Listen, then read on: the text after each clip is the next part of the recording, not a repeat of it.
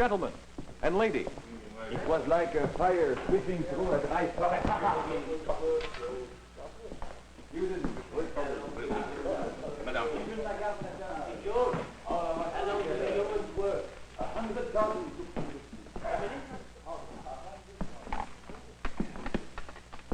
Friedrich Engels.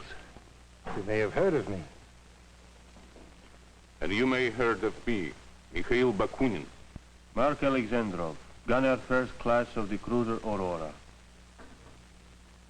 My name's George Cooper. I'm from Manchester. Louis Loretta, fighter for freedom.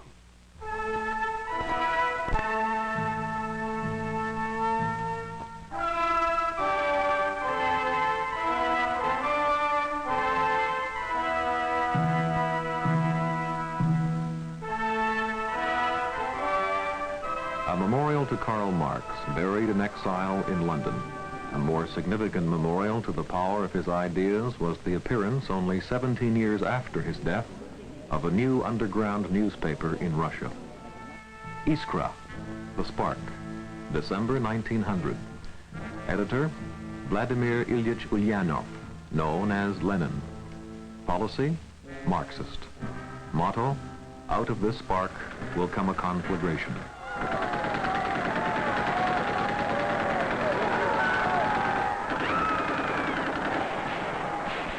In the hands of Lenin, Marx's ideas did spark a conflagration, and Marxism came to power in Russia in 1917. Of that revolution spread.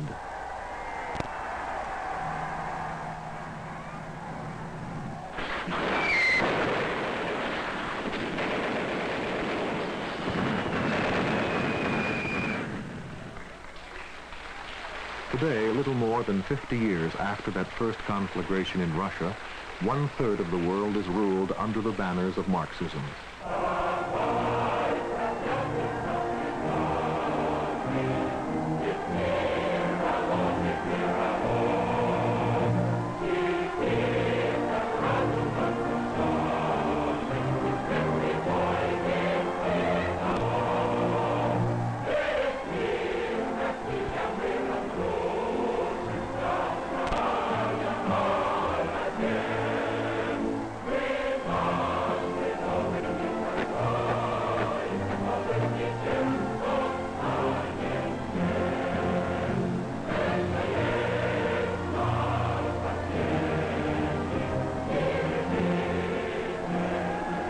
It was the swiftest and most widespread growth of power the world has ever seen, and all in the name of the doctrines of Karl Marx.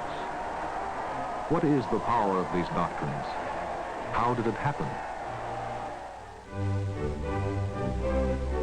Karl Heinrich Marx was born in 1818 in Trier, a small town in Germany, son of a prosperous lawyer who had great hopes for his boy's success in that middle-class society.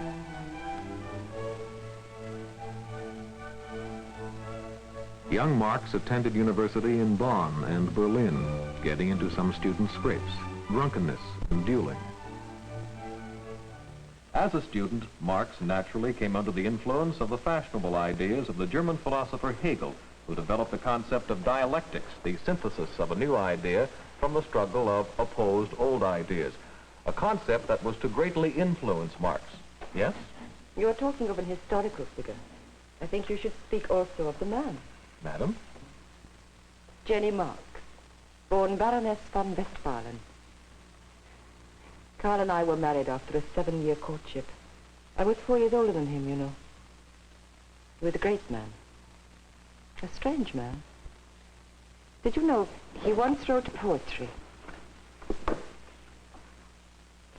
We are chained, shattered, empty, frightened, and the worlds drag us with them in their rounds, howling their songs of death, and we are the apes of a cold god. He has these dark moments, but he wrote poems of love, too.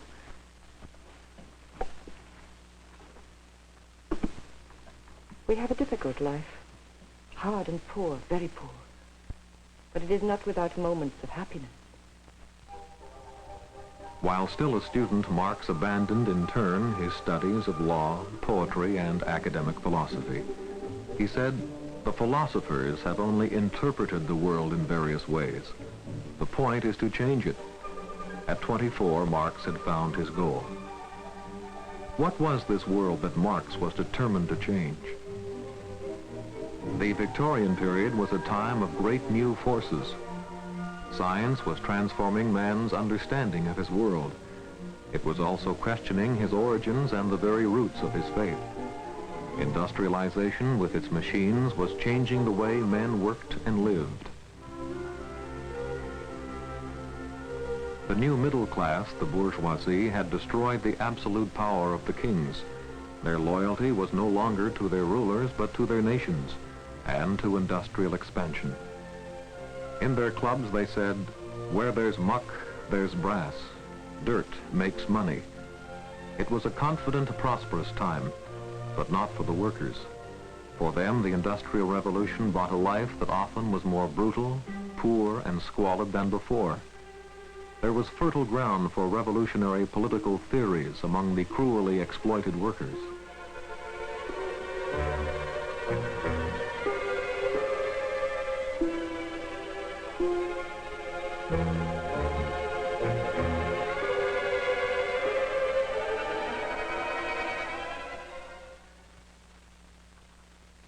Dr. Thomas Lee, Medical Officer of Health, Manchester. My investigations show that the average age of death of the middle and upper classes in Manchester is 38. The average age of death of the laboring class is 17. On the average, then, the middle and upper classes live more than twice as long as the laboring classes. George Cooper, Mill End, 15 Middle Lane. I've just finished my shift. I'm machine tender up at Mill. Jenny's up there now, and young'uns. All except little Billy. Well, he's only 5. We all jump to it when the whistle goes. How long do the young ones work, George? Oh, same as me, 14 hours. Cut the workday to 12 hours? You must be mad. Damn it, man, it's those last 2 hours I make my profit on. And if I don't make a profit, there won't be any jobs for them. You can't tamper with the system. And now I hear they're laying them off next week, the bleeders, and the rent's behind. It's no use. Oh. It was better for us all before them damn machines. Industrialization fascinated Marx. He was one of the first to recognize the significance of the machine age. He studied the Industrial Revolution in England as a scientist would, and developed a theory of history that was to change the world. In the same way that Darwin's laws of evolution dictate man's biological development, said Marx, so scientific laws dictate man's historical development.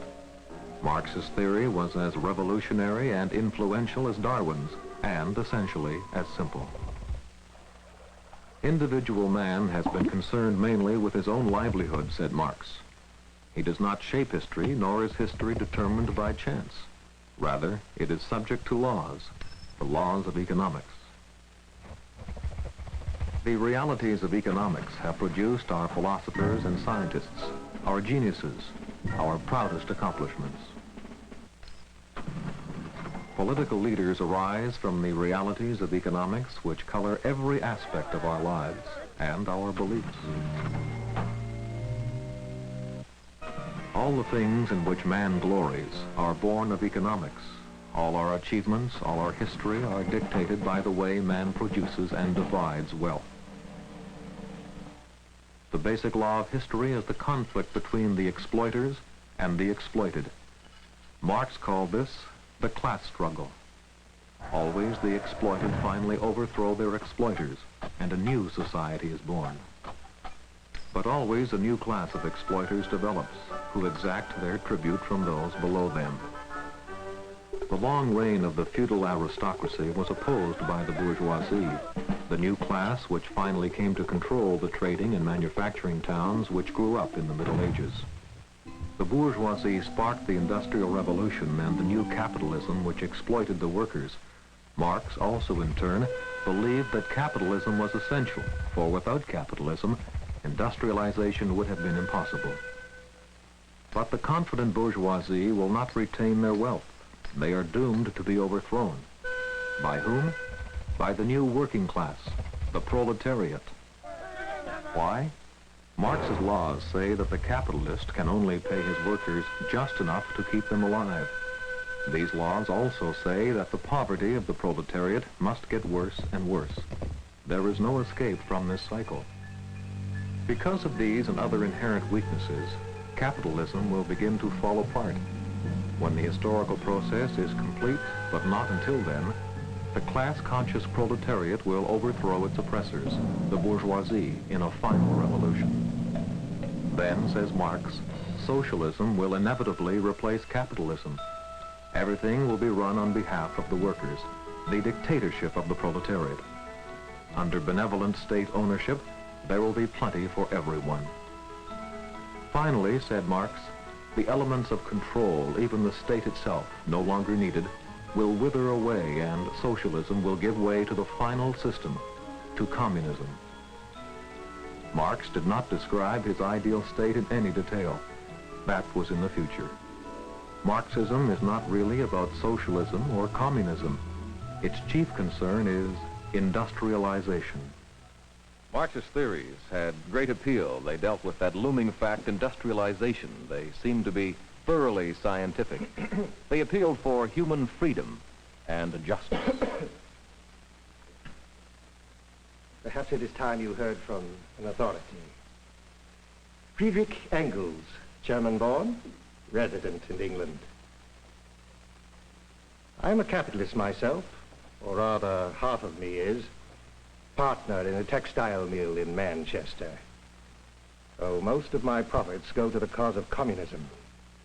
Partner with Karl Marx.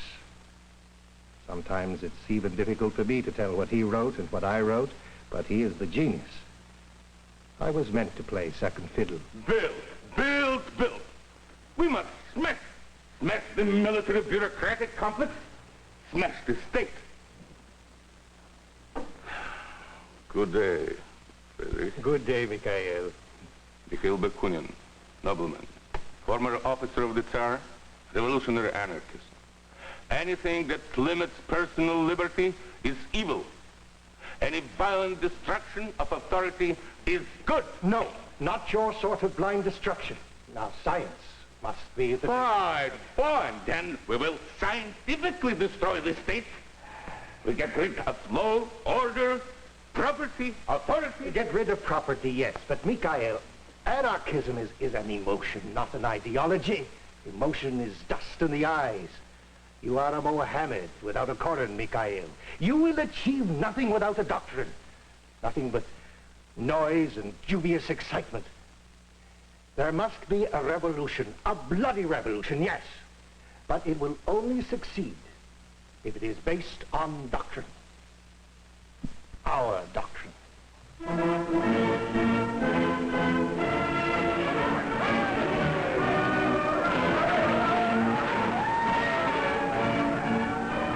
Bloody revolutions came. They swept Europe in 1848. They were popular uprisings or outbursts of nationalist feelings without clear political aims, without doctrine. But they seized the imaginations of young people everywhere. It was like a fire sweeping through a dry forest. Students, workers, artisans, even la Garde Nationale, all of us together. 100,000 took to the streets. Vive la Réforme, we cried, vive la Réforme! Overnight, the barricades went up. We drove off the king's troops, and we marched on the Tuileries place. But Louis-Philippe had run to England. Vive la République! Marx made it clear that his ideas played no part in these revolutions. But in Belgium, where he was then living, he did take personal action.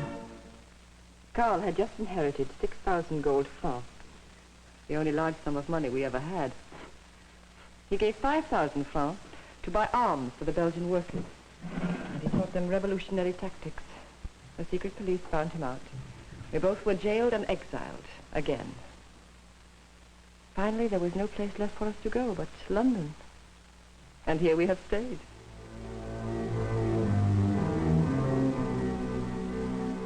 The revolutions of 1848 disintegrated into confusion, failure, and renewed oppression. But for the defeated, Marx had a stirring message, the Communist Manifesto. Manifesto der Kommunistischen Partei. The Communist Manifesto was not a factor in the 1848 revolutions. It was a bomb with a delayed fuse that in time would shake the whole world. Like Marx's basic doctrines, the manifesto backed social change with scientific analysis. That appealed to 19th century reformers with their strong beliefs in scientific methods. It was also a cry for action. That appealed to revolutionaries. A specter is haunting Europe. The specter of communism.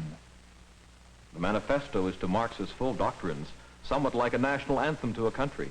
It swept his ideas to millions of waiting minds. Let the ruling class tremble at the communist revolution. The proletarians have nothing to lose but their chains. They have a world to win. Workers of all lands, unite. But Marx did not see that already the manifesto was outdated. Capitalism was changing. New wealth created by industrialization was radically altering society. Said Engels, In only 100 years, the bourgeoisie has created greater productive forces than have all the preceding generations together. Fight on bravely, then, gentlemen of capital. Your factories and your trade must lay the foundation for the liberation of the proletariat. Your reward shall be a brief time of rule. But remember, the hangman's foot is on the threshold. the hangman did not come. As the workers' lot improved in England, Marxism did not become a serious force there. In European countries, even Marxists began to seek their goals through negotiations with employers and by political action rather than by revolution. Aye, things are looking up.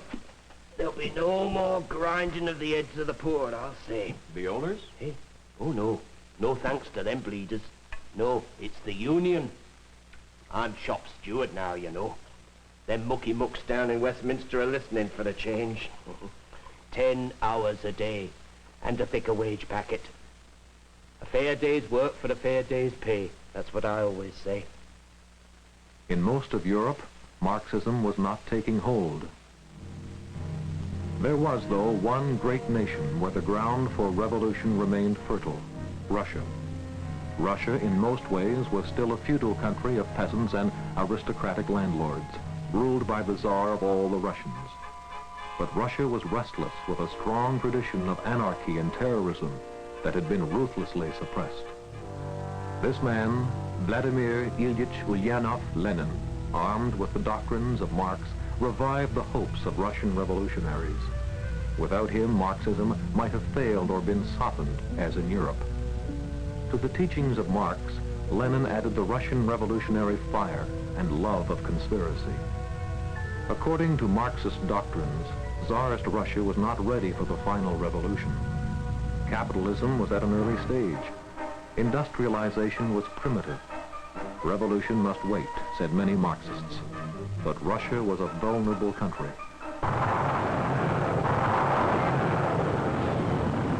World War I exposed that vulnerability. 50 years earlier, a Russian revolutionary had made a prediction. What is needed to make Russia fall into fragments? Not much. 2-3 military defeats, some peasant uprisings, open revolt in the capital. The German armies supplied the military defeats. The guns of a mutinous Russian fleet supplied the open revolt.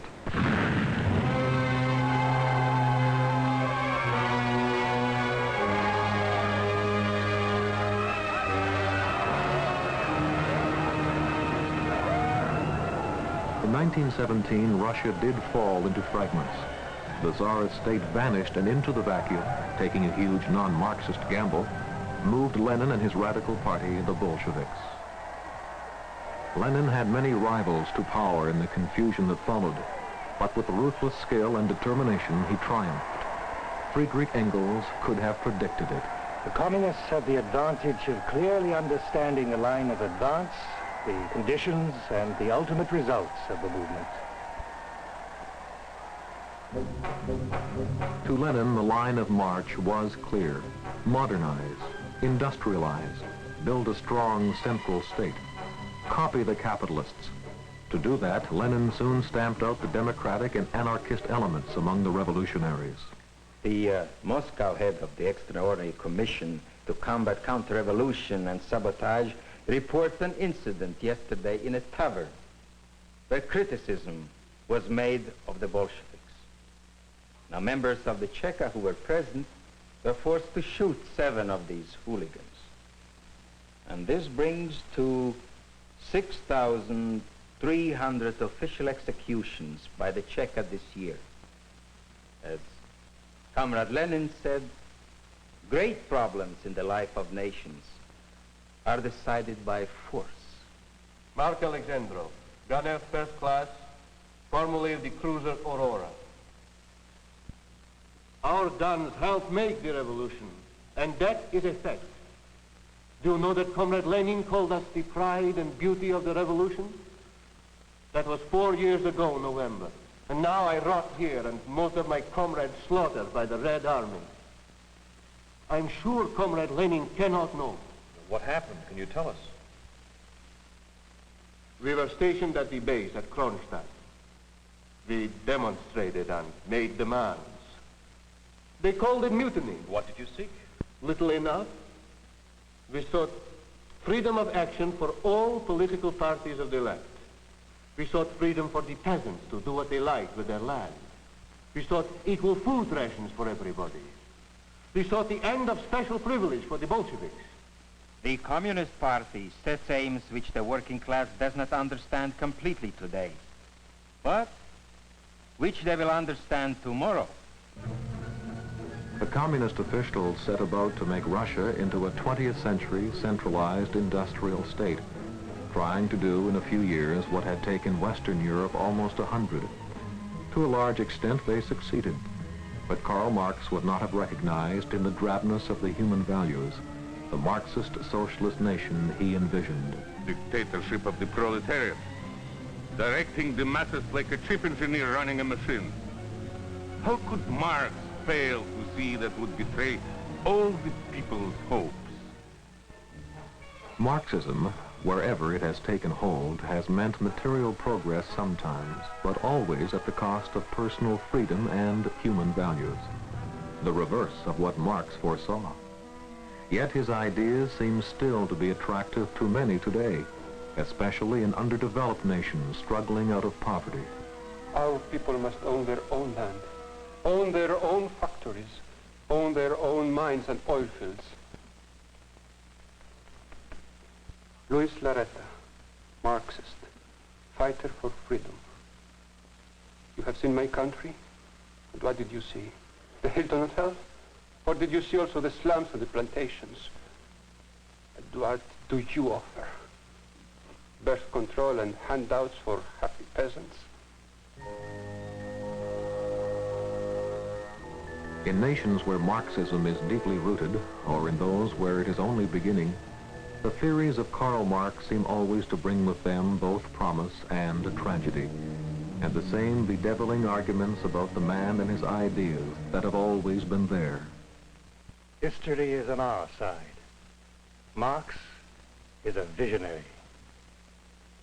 A Marxist state would consist of slavery within and interminable war without.